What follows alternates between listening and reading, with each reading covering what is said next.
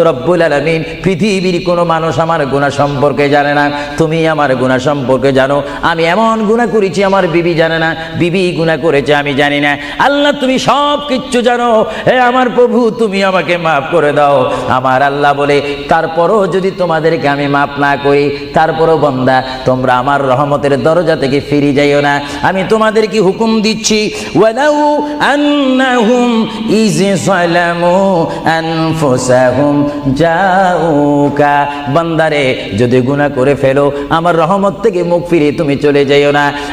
বান্দা আকাশ পরিমাণ যদি গুনাহ করো, পাতাল পরিমাণ যদি গুনাহ করো, সাগরের পানি পরিমাণ যদি গুনাহ করো, পাহাড় তুলনায় যদি তুমি গুনাহ করো, আমার দরবার থেকে তুমি নিরাশ হইও না। বান্দা আমি তোমাকে একটি রাস্তা পাঠাই দিচ্ছি, একটি পথ তোমাকে আমি দেখাই দিচ্ছি।